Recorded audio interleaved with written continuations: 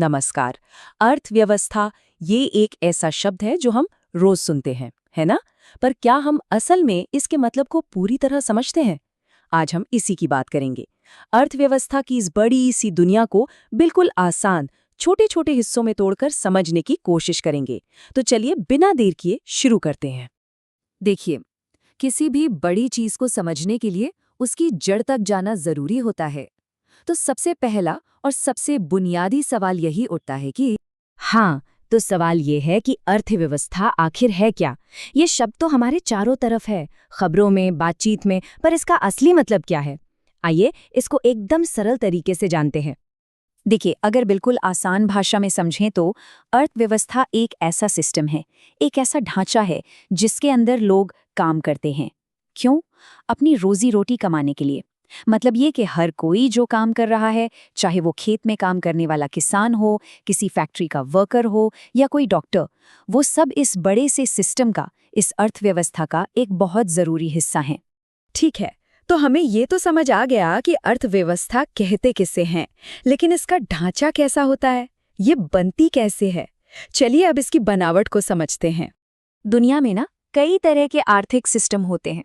हमारे भारत में जो सिस्टम है उसे कहते हैं मिश्रित अर्थव्यवस्था। अब जैसा कि नाम से ही लग रहा है, मिश्रित मतलब मिला जुला। यहाँ पर सरकार और प्राइवेट लोग दोनों मिलकर काम करते हैं। इसका मकसद बड़ा सीधा है, प्राइवेट सेक्टर की फुर्ती और सरकारी सेक्टर का सामाजिक कल्याण, दोनों के बीच एक बैलेंस बनाना। तभी तो देखिए, भारत में सरकारी अस्पताल भी हैं और प्राइवेट अस्पताल भी, सरकारी बसें भी हैं और प्राइवेट टैक्सी भी। अच्छा, इस बनावट को और अच्छे से समझने के लिए किसी भी अर्थव्यवस्था को तीन मेन हिस्सों यानी तीन क्षेत्रों में बांटा जाता है। और मजे की बात यह है कि ये तीनों क्षेत्र एक दूसरे पर टिके हुए हैं और साथ मिलकर ही देश की गाड़ी को आगे बढ़ाते हैं। तो ये हैं वो तीन मेन पिलर्स, अर्थव्यवस्था के तीन स्तंभ। सबसे पहला है प्राइमरी सेक्टर। इसको कृषि क्षेत्र भी कहते हैं।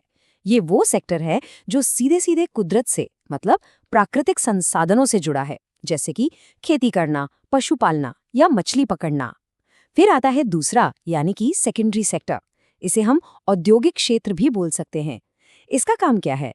ये प्राइमरी सेक्टर से मिले कच्चे माल को, रॉ मटेरियल को एक फाइनल प्रोडक्ट में बदलता है। सोचिए जैसे कपास से कपड़ा बना दिया या फिर लोहे से स्टील।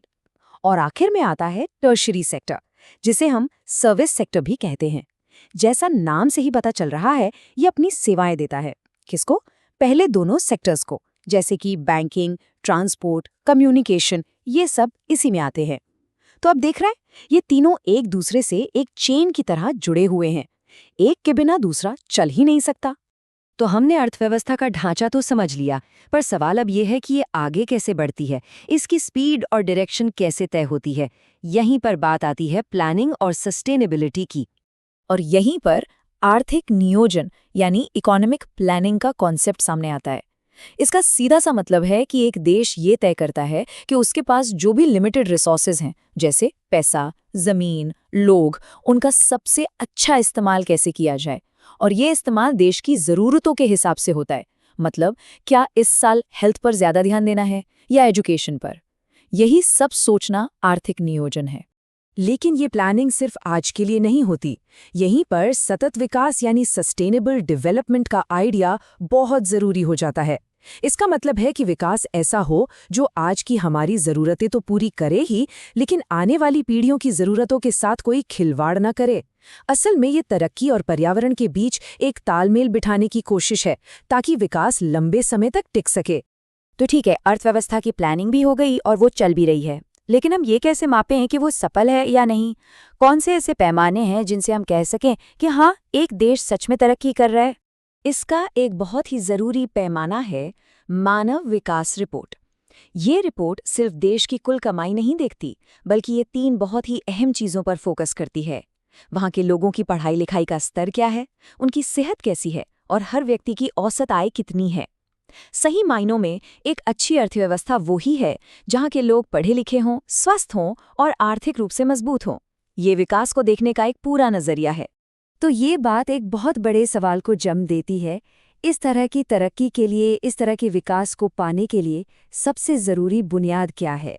और इसका जवाब है आधारिक संरचना यानी कि इंफ्रास्ट्रक्चर, ये किसी भी इकोनॉमी की रीढ़ की हड्डी होती है। जरा सोचिए, बिना बिजली के क्या कोई फैक्ट्री चल सकती है?